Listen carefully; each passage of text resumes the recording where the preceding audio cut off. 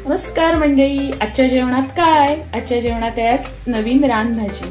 तर आजच्या रानभाजीचं नाव आहे भारंगाची भाजी। तर ह्या भाजीचा मूळ गुणधर्म हा आहे की ह्याच्यात ना कफ वाले जे पण आपल्याला आजार होतात, त्रास होतात, श्वसनाशी रिलेटेड जे पण आजार होतात ते बरं करण्याचा गुणधर्म ह्या भाजीत आहे।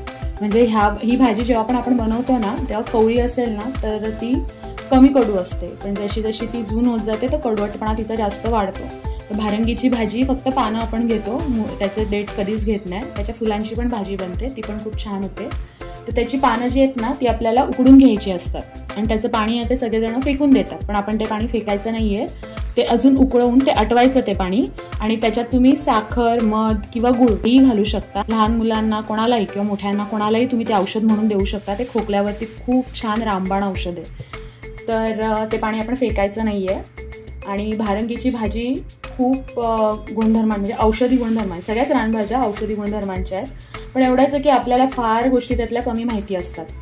तर जे पण मला माहिती असेल तर मी तुमच्यासोबत नक्की शेअर करेन। तर ह्याच्यासाठी लागणारं आपण साहित्य बघूया आणि मग मी तुम्हाला दाखवते भाजी कशी उकळून घेते। तर ह्यासाठी लागेल तर पहिले भारंगी, त्यानंतर बारीक चिरलेला कांदा, उभ्या चिरलेल्या 7-8 मिरच्या, आणि तुम्हाला आवडेल की तुम्ही डाळ घालू शकता। मला मसूरची डाळ आवडते, कारण की आपण भारंगी उकडून घेतो त्यामुळे ती काय शिजवायची जास्त गरज नाही लागत, आणि मसूर डाळ पण आपली एका वाफेत शिजून जाते, म्हणून मी मसूरची डाळ घेतली आहे। तुम्हाला आवडेल ती डाळ तुम्ही घेऊ शकता। याच्यासोबत थोडंसे हळद, मसाला, मीठ, हिंग आणि लसूण।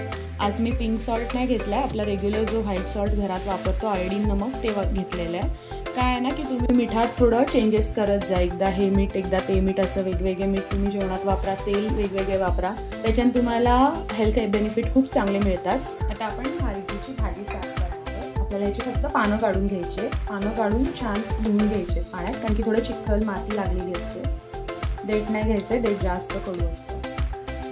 आणि तुम्ही ह्याची फुलं जी येतात तशी पर्पल कलरची फुलं असतात, म्हणजे जांभळ्या रंगाची, त्याची पण तुम्ही भाजी बनवू शकता, ती पण खूप छान लागते चवीला भाजी। आणि अजून एक तुम्हाला सांगते की आपण जसं पालक पनीरला वगैरे फक्त पालक ब्लांच करून घेतो तसं ब्लांच नाही करायचं, आपल्याला प्रॉपर ही भाजी त्यात शिजवायची आहे आणि मग ती पिळून घ्यायची आणि मग त्याची भाजी बनवायची।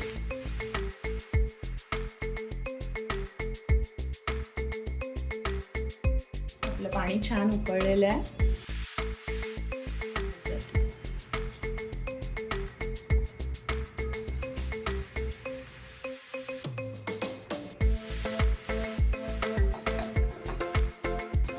जेवढ्या पण आपल्या रानभाज्या आहेत ना त्यात आयर्नचं प्रमाण खूप जास्त आहे, कारण की पाण्याचा कलर दिसतोय तुम्हाला चॉकलेटी रंग झालेला आहे।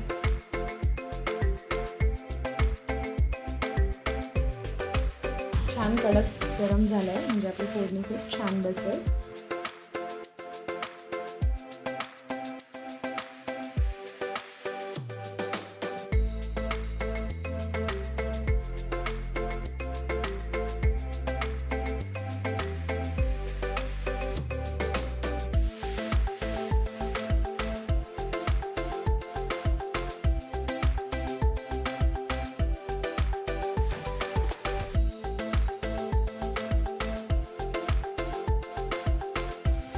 तर आपण आता ह्याच्यावरती एकदा हलवून घेऊया। तुम्हाला वाटलं थोडं पाणी घालावं असं तर घाला, मी थोडंसं पाणी घालते ह्याच्यात, म्हणजे डाळ चांगली शिजून येईल।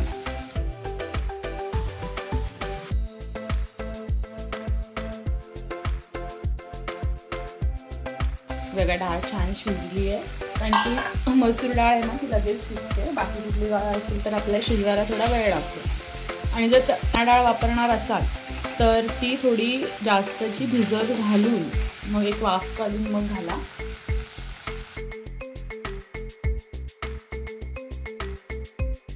भाजी आपली शिजलेली असल्यामुळे ती काय जास्त शिजवायची गरज नाही, पण थोडी डाळ गळण्यासाठी आपण झाकण ठेवून देऊया। भाजी आपली छान शिजली आहे, आपण ती चेक करूया। झालेली आहे भाजी, तर आपण हिला खायला घेऊया। बघा मसूर पण अख्खा राहिलेला आहे, मसूरची डाळ आणि भाजी पण। तर आता आपण तिला सर्व करूया। थोडी भाजी ती ओलसरच ठेवायची आहे, जास्त एकदम सुकी सुकी नका बनवू। तर नक्की ट्राय करा, कशी वाटली भाजी नक्की कळवा. आहे भारंगाची भाजी.